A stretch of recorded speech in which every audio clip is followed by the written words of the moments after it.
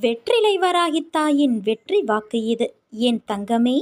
குபேர தீபம் தொட்ட உனக்கு என்னுடைய அசரீரி வாக்கினை தருகிறேன் கேள். வாழ்க்கையில் நடக்கும் விஷயங்கள் எல்லாம் நம் புத்திக்கும் யுகத்திற்கும் அப்பாற்பட்டது. அவைகள் எல்லாம் அளவிட முடியாத நுட்பங்கள் வாய்ந்தவை. ஆராய்ந்து பார்த்தால் அதன் அர்த்தம் உனக்கே விளங்கும். வாழ்க்கையில் உள்ள எண்ணங்களும் நினைப்புகளும் தராசு போல நடுநிலையாக இருக்க வேண்டும். கஷ்டத்திலும் வெற்றியிலும் தன்னிலை மாறாத உறுதி வேண்டும். ஜெயிப்பதற்காகவோ தோற்பதற்கோ யாரும் முதலில் இங்கு பெயர் கொண்டு பிறப்பது இல்லை. நடுவில் வாழும் வாழ்க்கையில்தான் உன் வாழ்க்கை எந்த திசையில் போகும் என்று தீர்மானிக்கப்படும். நீ உயரமாய் எழுந்து நின்று வெல்லப் போகிறாய் குழந்தையே. இது என் சத்திய வாக்கு. நீ ஏன் இப்படி பயப்படுகிறாய்? உன்னில்தான் நான் இருக்கிறேன். உன்னால் என்னை விட்டு எங்கேயும் அசையக்கூட முடியாது. நீ என் உயிரில் உருவான என் உயிர் பிள்ளை. உனக்கும் எனக்கும் எந்த பிரிவும் இல்லை. அந்த வார்த்தைக்கு கூட இடமில்லை. என்றும் நம் பந்தம் தொடரும் என் குழந்தையே. வாழ்க்கையில் பள்ளமேடு பாரமாய் இருப்பது இயல்புதான். ஆனால் நீயோ மனதில் பாரத்தை வைத்து என்ன கேட்பது என்று அறியாது மரத்துப்போய் இருக்கின்றாய்.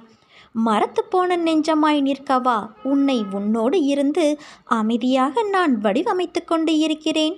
உன் வசம் பரவி நிற்கும் உன் பண்பு நலன்கள் எப்போதும் நேர்மறையாய் சிந்திக்க என்றும் என்றென்றும் நான் உன் அம்மா உன்னோடுதான் இருப்பேன். உன் அன்பின் ஆழத்தையும் பக்தியின் தூய்மையையும் பலத்தையும் விசுவாசத்தையும் எவ்வளவு உன்னதமானது என்பதை உன் அன்னை நான் அறிவேன். நீ என் பரிபூரண அருளும் ஆசிர்வாதமும் அன்பும் பெற்ற என் செல்ல குழந்தை. உன்னை விட்டு நான் விலகுவதும் இல்லை. விலகி போகும்படி நான் செய்வதும் இல்லை.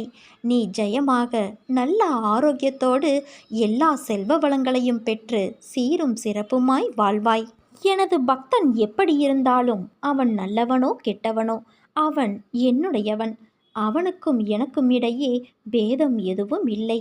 இப்போது அவன் பொறுப்பு முழுவதும் என்னிடமே உள்ளது. உன் உச்சி முதல் உள்ளங்கால் வரை கவசமாக உன் அன்னை நான் இருக்கிறேன். உன் தொழில் எதுவானாலும் உன் வேலையை என்னுடையதாக மாற்றிவிடுகிறேன். பார்வையும் பார்க்கப்படும் பொருளும் நானாக இருக்கிறேன். இவ்வளவாக நான் உழைத்து கொண்டு இருப்பதால் பயம் ஏன் உனக்கு? பயமற்று இரு. ஏக்கம் ஏன்? எனக்காகவே ஏங்கு. பரபரப்பு ஏன் உனக்கு?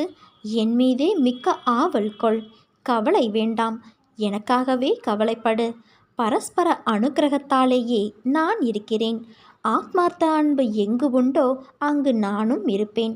விசாலமான சிருஷ்டியில் நம்பிக்கையை உதவியாக கொண்டு என்னுள் நீ பிரவேசித்துவிடு. அதற்கு மேல் ஆக வேண்டியதை உன் அன்னையான நான் பார்த்து கொள்கிறேன்.